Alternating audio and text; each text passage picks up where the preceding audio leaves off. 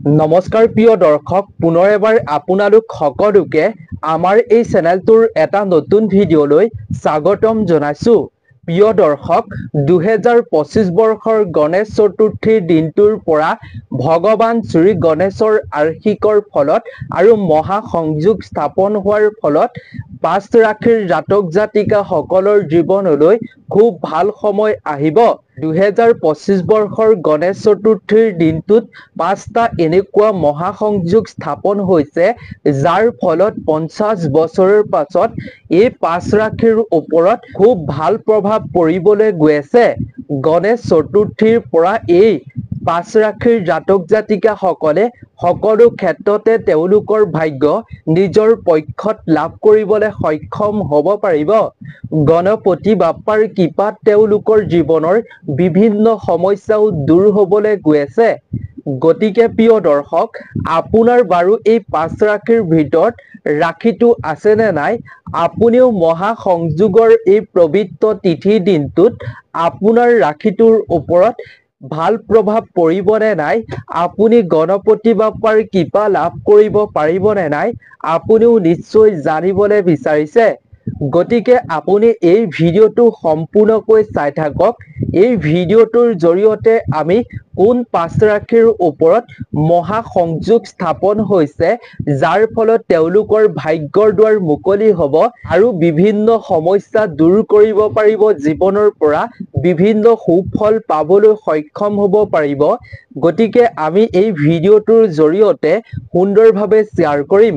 লগতে প্ৰিয় দৰ্শক, আপুনি এই পবিত্ৰ তিথিৰ দিনটোত এটা কাম যেনে তেনে কৰিব। আপোনাৰ এই পাঁচ ৰাশিৰ ভিতৰত ৰাশিটো থাকক বা নাথাকক, আপুনি এটা কাম যেনে তেনে এই গণেশ চতুৰ্থীৰ দিনা কৰিবৰ বাবে কেতিয়াও নাপাহৰিব। গতিকে প্ৰিয় দৰ্শক, আহক তেন্তে আমি ভিডিঅ'টোৰ মূল বিষয়বস্তুৰ মাজলৈ আৰু বিষয়ে কোৱাৰ পূৰ্বে প্ৰিয় দৰ্শক, আপুনি কমেণ্টত ভগৱান শ্ৰী গণেশক স্মৰণ কৰি ওম নমো গণপতিয়ে নমঃ এইদৰে আপুনি কমেণ্টত লিখিব। লগতে আপুনি ভিডিঅ'টোত এটা লাইক কৰিব বুলি আশা কৰিলো। আৰু এনেধৰণৰ ভিডিঅ'সমূহ পাই থাকিবৰ বাবে আপুনি এই চেনেলটো অৱশ্যেই ছাবস্ক্ৰাইব কৰি ৰাখিব। তেন্তে আহক আমি ভিডিঅ'টোৰ মূল বিষয়বস্তুৰ মাজলৈ আগবাঢ়ো। প্ৰিয় দৰ্শক, আপুনি হয়তো জানে সকলো দেৱ দেৱতাৰ পূজা কৰাৰ পূৰ্বেই ভগৱান শ্ৰী গণেশক পূজা কৰা হয়। ভগৱান শ্ৰী গণেশক পূজা নকৰাকৈ যিকোনো শুভ কাম বা ভাল কাম কৰা নহয় বুলি শাস্ত্ৰত বিশ্বাস কৰা হৈছে। প্ৰিয় দৰ্শক, জ্যোতিষ শাস্ত্ৰৰ অনুসৰি 2025 বৰ্ষৰ গণেশ চতুৰ্থীৰ দিনটোত 12টা ৰাশিৰ ভিতৰত এই পাঁচ ৰাশিৰ ভিতৰত খুব ভাল প্ৰভাৱ পৰিবলৈ গৈ আছে। এই পাঁচ ৰাশিৰ জাতক জাতিকা সকলৰ ওপৰত অসীম কৃপাদৃষ্টি পৰিবলৈ গৈ আছে গৌৰী আৰু শিৱ শংকৰৰ পুত্ৰ ভগৱান শ্ৰী গণেশৰ। প্ৰিয় দৰ্শক, 2025 বৰ্ষৰ গণেশ চতুৰ্থী অৰ্থাৎ শ্ৰী শ্ৰী গণেশ পূজা কি তাৰিখে হ'ব আৰু কি তাৰিখে উদযাপন কৰা হ'ব আৰু কিমান সময়ৰ পৰা কিমান সময়লৈকে থাকিব এই তিথি, শুভ সময় কিমান আৰু শুভ মুহূৰ্ত কিমান, আহক আমি প্ৰথমেই তাৰ বিষয়ে জানি লওঁ। প্ৰিয় দৰ্শক, প্ৰতি বছৰে ভাদ মাহৰ শুক্ল পক্ষৰ চতুৰ্থী তিথিৰ দিনা ভগৱান শ্ৰী গণেশৰ পূজা বা চতুৰ্দশী তিথি পালন কৰা হয়। শ্ৰী গণেশৰ চতুৰ্থীৰ দিনটোত ভগৱান শ্ৰী গণেশ জন্ম লাভ কৰিছিল বুলি শাস্ত্ৰত কোৱা হয়। প্ৰিয় দৰ্শক, 2025 বৰ্ষৰ গণেশ চতুৰ্থী অৰ্থাৎ গণেশ পূজা 27 আগষ্টৰ দিনা পালন কৰা হ'ব। 27 আগষ্ট বুধবাৰৰ দিনা সূৰ্য উদয়ৰ লগে লগে অৰ্থাৎ 3:44 সূৰ্য উদয় হ'ব। গতিকে এই সূৰ্য উদয়ৰ পৰাই আৰম্ভ হ'ব এই তিথি।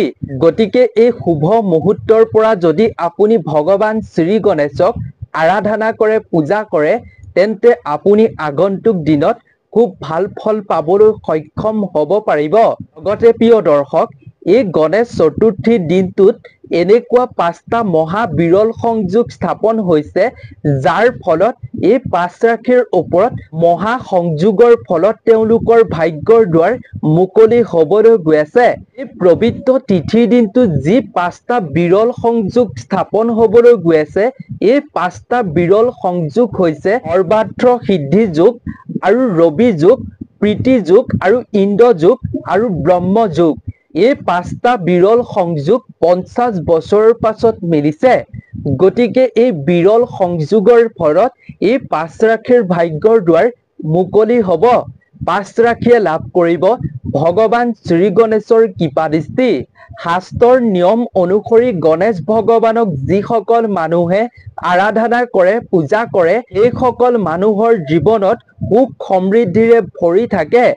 লগতে সেইসকল ব্যক্তি অৰ্থাৎ মানুহৰ জীৱনলৈ সমৃদ্ধি আহে আৰু যি বাধাৰ সন্মুখীন হৈ থাকে সেইসকল ব্যক্তি, সেই সকলো বাধা দূৰ হয় ভগৱান গণপতি বাপ্পাৰ কৃপাত। চতুৰ্থী দিনটো ভগৱান শিৱ আৰু পাৰ্বতীৰ পুত্ৰ ভগৱান গণপতি বাপ্পাৰ নামত সমৰ্পিত। এই দিনটোত তেওঁ আবিৰ্ভাৱ হৈছিল। যিসকল ব্যক্তিয়ে বিঘ্নকৰ্তা অৰ্থাৎ ভগৱান শ্ৰী গণেশৰ কৃপা লাভ কৰিব বিচাৰে, সেইসকল ব্যক্তিৰ বাবে খুবেই উত্তম দিন এই গণেশ চতুৰ্থী দিনটো। তেওঁলোকে এই দিনটোত গণেশ ভগৱানক সন্তুষ্ট কৰি মনৰ সকলো আশা আকাংক্ষা পূৰ্ণ কৰিবলৈ সক্ষম হ'ব পাৰিব। প্ৰিয় দৰ্শক, গণেশ ভগৱানৰ দুগৰাকী পত্নী আছিল। ভগৱান শ্ৰী গণেশৰ পত্নী দুগৰাকীৰ নাম হৈছে ঋদ্ধি আৰু সিদ্ধি নামৰ দুগৰাকী তেওঁ পত্নী আছিল। লগতে শুভ আৰু লাভ নামৰ দুজন তেওঁ পুত্ৰও আছিল। আৰু ভগৱান শ্ৰী গণেশৰ ধৰ্মীয় গ্ৰন্থত কোৱা হৈছে যে তেওঁ এগৰাকী ভগ্নীও আছিল। ভগ্নীগৰাকীৰ নাম হৈছে অশোক সুন্দৰী। প্ৰিয় দৰ্শক, এতিয়া আমি জানো আহক এই পবিত্ৰ তিথিৰ দিনটোত যি মহা সংযোগৰ ফলত যি 5 ৰাশিৰ ভাগ্যৰ দুৱাৰ মুকলি হ'বলৈ গৈ আছে, সেই 5 ৰাশি কি কি হয় তাৰ বিষয়ে আমি সুন্দৰভাৱে এতিয়া জানি লওঁ আহক। 1 নম্বৰ ৰাশিটো হৈছে মেষ ৰাশি। যিসকল ব্যক্তিৰ, যিসকল জাতক জাতিকাৰ নামৰ প্ৰথমৰ আখৰটো অ, আ আৰু লৰে আৰম্ভ হয়, জ্যোতি গণনা অনুসৰি তেওঁলোকৰ ৰাশিটো হয় মেষ ৰাশি। মেষ ৰাশিৰ জাতক জাতিকা সকলে 2025 বৰ্ষৰ গণেশ চতুৰ্থীৰ দিনটোৰ পৰা এই ৰাশিৰ জাতক জাতিকা সকলৰ বাবে অতি বিশেষ শুভ দিন হ'বলৈ গৈ আছে। এই দিনটোৰ পৰা আপোনাৰ মনত আত্মবিশ্বাস দুগুণ বৃদ্ধি হ'বলৈ গৈ আছে। লগতে আপুনি এই দিনটোত যদি ভগৱান শ্ৰী গণেশৰ মন্ত্ৰ জপ কৰিব পাৰে, জপ কৰিবলৈ আপুনি এই দিনটোৰ পৰা আৰম্ভ কৰে, তেতিয়াহ'লে আপুনি যিকোনো কামতে সফলতা যিকোনো প্ৰকাৰে লাভ কৰিবলৈ সক্ষম হ'ব পাৰিব। এই দিনটোত আপুনি যদি ভগৱান শ্ৰী গণেশৰ নাম জপ কৰি যদি আপুনি বিনিয়োগ কৰে, তে আপুনি দুগুণ লাভান্বিত হ'ব পাৰিব। এই দিনটোত আপোনাৰ অৰ্থনৈতিক দিশো সবল হ'বলৈ গৈ আছে। বিনিয়োগৰ ক্ষেত্ৰত আপুনি লাভজনক হ'ব। লগতে আপোনাৰ পাৰিবাৰিক জীৱনলৈ সুখ আৰু সমৃদ্ধি আহিব। ভগৱান শ্ৰী গণেশৰ লগতে আপুনি এই দিনটোত মা লক্ষ্মীৰো কৃপা দৃষ্টি লাভ কৰিবলৈ সক্ষম হ'ব পাৰিব, যাৰ ফলত আপোনাৰ জীৱনটো আনন্দময় হৈ পৰিব। খৰচ কমিব আপোনাৰ এই দিনটোৰ পৰা। লেনদেন আৰু বিনিয়োগৰ বাবে আপোনাৰ এই দিনটো অতি উত্তম দিন বা ভাল দিন হ'বলৈ গৈ আছে আপোনাৰ বাবে। লগতে যি 5টা মহা সংযোগ স্থাপন হৈছে, সেই মহা সংযোগৰ ফলত এই ৰাশিৰ জাতক জাতিকা সকলৰ জীৱনলৈ সুপ্ৰভাৱ আহিব। ভাল প্ৰভাৱ এই দিনটোত তেওঁলোকৰ ওপৰত পৰিব, যাৰ ফলত তেওঁলোকে ভগৱান গণপতি বাপ্পাৰ কৃপা লাভ কৰিব। আৰু গণপতি বাপ্পাৰ কৃপা লাভ কৰাৰ পিছত সেই জাতক জাতিকাৰ মনত আত্মবিশ্বাস বাঢ়িব আৰু বুদ্ধি আৰু সাহস বৃদ্ধি হ'ব পাৰিব। মেষ ৰাশিৰ জাতক জাতিকাসকলে এই দিনটোত তেওঁলোকে যিকোনো কাম নিজৰ দক্ষতাৰে কৰিবলৈ সক্ষম হ'ব পাৰিব। এই ৰাশিৰ অধীনত যিসকল জাতক জাতিকা জন্ম লাভ কৰিছে সেইসকলে এই গণেশ চতুৰ্থীৰ দিনটোত ভগৱান সিদ্ধিদাতা অৰ্থাৎ গণপতি বাপ্পাক অৱশ্যেই পূজা কৰিব। এই কামটো এই ৰাশিৰ জাতক জাতিকাসকলে অৱশ্যেই কৰিব। লগতে ভগৱান গণপতি বাপ্পাৰ কৃপাত এই ৰাশিৰ থলুৱা লোকসকলৰ জীৱনৰ পৰা বাধাসমূহ আঁতৰি যাব আৰু গণপতি বাপ্পাৰ কৃপা পোৱাৰ বাবে তেওঁলোকে সকলোতে জীৱনত সফল হ'ব পাৰিব আৰু তেওঁলোকৰ ধৈৰ্যও বৃদ্ধি হ'ব। প্ৰিয় দৰ্শক, এইবাৰ আমি জানো আহক ২ নম্বৰ ৰাশিটোৰ বিষয়ে। ২ নম্বৰ ৰাশিটো হৈছে মিথুন ৰাশি। যিসকল জাতক জাতিকাৰ নামৰ প্ৰথমৰ আখৰটো ক, ঘ আৰু ঙ দুতীয়া স্বৰে আৰম্ভ হয় সেইসকল জাতক জাতিকাৰ ৰাশি গণনা অনুসৰি ৰাশিটো হৈছে মিথুন ৰাশি। মিথুন ৰাশিৰ জাতক জাতিকাসকলেও ২০২৫ বৰ্ষৰ গণেশ চতুৰ্থীৰ দিনটোৰ পৰা ভগৱান শ্ৰী গণেশৰ আশীষ লাভ কৰিবলৈ সক্ষম হ'ব আৰু যি ৫টা মহাসংযোগ বিৰল সংযোগ স্থাপন হৈছে সেই বিৰল সংযোগৰ ফলত তেওঁলোকৰ ভাগ্য নিজৰ পক্ষত থাকিব। ভাগ্যত তেওঁলোকে পৰিৱৰ্তন দেখিবলৈ পাব। যি ৫টা মহাসংযোগ স্থাপন হৈছে এই তিথিৰ পৰা এই বিৰল সংযোগে আপোনাৰ জীৱনলৈ কঢ়িয়াই আনিব ভাল সুযোগ, ভাল প্ৰভাৱ আপোনাৰ জীৱনত পৰিবলৈ গৈ আছে। এই দিনটোত আপুনি নতুন ঘৰ বা গাড়ী কিনিব পাৰে। এই দিনটোত আপুনি যদি নতুন বস্তু ক্ৰয় কৰে তেতিয়াহ'লে মহালক্ষ্মীৰ কৃপা আপোনাৰ ওপৰত পৰিব। লগতে ভগৱান শ্ৰী গণেশৰ কৃপা পৰাৰ বাবে মিথুন ৰাশিৰ জাতক জাতিকাসকলৰ বিবাহিত জীৱনলৈ সুখ আৰু সমৃদ্ধি আহিব। লগতে লেনদেনৰ ক্ষেত্ৰত আপোনাৰ বাবে এই সময়খিনি শুভ হ'বলৈ গৈ আছে। কিন্তু প্ৰিয় দৰ্শক, যিকোনো আপুনি লেনদেনৰ ক্ষেত্ৰত অলপ আপুনি সাৱধান অৱলম্বন কৰাটো জৰুৰী। চিন্তা কৰিহে আপুনি লেনদেন কৰিব লাগিব। আৰ্থিক অৱস্থা আপোনাৰ আগৰ তুলনাতকৈ ভাল হ'ব। লগতে জ্যোতিষশাস্ত্ৰৰ অনুসৰি মিথুন ৰাশিৰ জাতক জাতিকাসকলৰ ওপৰত চতুৰ্থী দিনটোৰ পৰা ভগৱান গণপতি বাপ্পাৰ অসীম কৃপা দৃষ্টি পৰিব, যাৰ ফলত তেওঁলোকে ব্যৱসায় ক্ষেত্ৰত ভাল ফল পাব পাৰিব। লগতে ভগৱান গণপতি বাপ্পাৰ কৃপা পৰাৰ বাবে এই ৰাশিৰ জাতক জাতিকাসকলৰ মনত বুদ্ধি বাঢ়িব আৰু শিক্ষাৰ্থীসকলেও এই দিনটোৰ পৰা গণপতি বাপ্পাৰ কৃপাত জ্ঞান অৰ্জন কৰিবলৈ সক্ষম হ'ব পাৰিব। সেইবাবে শিক্ষাৰ্থীসকলে বুধবাৰ গণেশ চতুৰ্দশীৰ দিনটোত নিশ্চয় আপুনি ভগৱান শ্ৰী গণেশৰ প্ৰিয় বস্তু অৰ্পণ কৰিব। তেনে কাৰ্য যদি শিক্ষাৰ্থীসকলৰ হাতেৰে কৰিব পৰা যায় তেতিয়াহ'লে ভগৱান শ্ৰী গণেশৰ অসীম কৃপা আপুনি লাভ কৰিবলৈ সক্ষম হ'ব পাৰিব। লগতে মিথুন ৰাশিৰ জাতক জাতিকাসকলে এই গণেশ পূজা অৰ্থাৎ গণেশ চতুৰ্থীৰ দিনটোত কেতিয়াও দুখীয়া মানুহক সহায় কৰিবলৈ কণ্ঠবোধ নকৰিব। আপুনি এই দিনটোত দুখীয়া মানুহক সহায় কৰিলে আপুনি জীৱনত চমৎকাৰীভাৱে ফল পাবলৈ সক্ষম হ'ব। গণপতি বাপ্পাৰ অসীম কৃপা পৰাৰ বাবে আপুনি মনে বিচৰাৰ ধৰণে ফল পাবলৈ সক্ষম হ'ব আৰু কেৰিয়াৰত আপুনি উন্নতিও দেখিবলৈ পাব। বিশেষকৈ ব্যৱসায় বা শিক্ষাৰ লগত জড়িত হ'লে মিথুন ৰাশিৰ স্থানীয় লোকসকলে উল্লেখযোগ্য সফলতা লাভ কৰিবলৈ সক্ষম হ'ব পাৰিব। লগতে মিথুন ৰাশিৰ জাতক জাতিকাসকলে আনক সহজতে প্ৰভাৱিত কৰিব পৰাও তেওঁলোকৰ ক্ষমতা বৃদ্ধি হ'বলৈ গৈ আছে। গতিকে প্ৰিয় দৰ্শক, এইবাৰ আমি জানো আহক ৩ নম্বৰ ৰাশিটোৰ বিষয়ে। ৩ নম্বৰ ৰাশিটো হৈছে কৰ্কট ৰাশি। যিসকল জাতক জাতিকাৰ নামৰ প্ৰথমৰ আখৰটো দন্তীয়া ড আৰু হৰে আৰম্ভ হয় ৰাশি গণনা অনুসৰি তেওঁলোকৰ ৰাশিটো হৈছে কৰ্কট ৰাশি। কৰ্কট ৰাশিৰ জাতক জাতিকাসকলেও গণেশ চতুৰ্থীৰ দিনটোৰ পৰা তেওঁলোকৰ অতি শুভ দিন আৰম্ভ হ'ব। এই দিনটোৰ পৰা গণপতি বাপ্পাৰ আশীষ লাভ কৰাৰ লগতে মহাসংযোগ যি ৫টা ঘটিছে সেই মহাসংযোগৰ ফলত আপুনি আপোনাৰ অৰ্থাৎ এই ৰাশিৰ জাতক জাতিকাসকলে কেৰিয়াৰত নতুন সুযোগ লাভ কৰিবলৈ গৈ আছে। লগতে এই সুযোগ যদি এই ৰাশিৰ জাতক জাতিকাসকলে ব্যৱহাৰ কৰে, প্ৰয়োগ কৰে, তেতিয়াহ'লে তেওঁলোকে ইতিবাচক ফলাফল পাবলৈ সক্ষম হ'ব পাৰিব। কেৱল ইমানেই নহয় প্ৰিয় দৰ্শক, এই ৰাশিৰ জাতক জাতিকাসকলৰ এই দিনটোৰ পৰা যিকোনো কামৰ প্ৰতি আগ্ৰহ বৃদ্ধি হ'ব আৰু আপুনি যি সিদ্ধান্ত ল'ব তাতে আপুনি সফল হ'ব পাৰিব। কাৰণ এই ৰাশিৰ ওপৰত ভগৱান শ্ৰী গণেশৰ কৃপা পৰিব।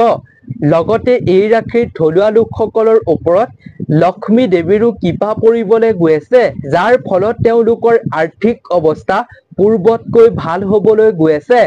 লগতে গণেশ চতুৰ্থীৰ দিনটোৰ পৰা এই ৰাশিৰ জাতক জাতিকাসকলৰ ভাগ্য পৰিৱৰ্তন হ'ব। ভাগ্য তেওঁলোকৰ পক্ষত থাকিব আৰু তেওঁলোকৰ জীৱনলৈ সৌভাগ্য আহিবলৈ গৈ আছে। এইবাৰ আমি জানো আহক 4 নম্বৰ ৰাশিটোৰ বিষয়ে। 4 নম্বৰ ৰাশিটো হৈছে ধনু ৰাশি।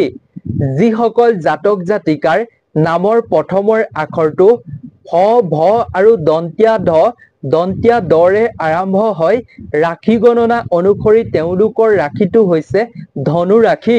ধনু ৰাশিৰ জাতক জাতিকাসকলৰ বাবেও 2025 বৰ্ষৰ গণেশ পূজা অৰ্থাৎ গণেশ চতুৰ্থীৰ দিনটো খুবেই ভাল হ'বলৈ গৈ আছে।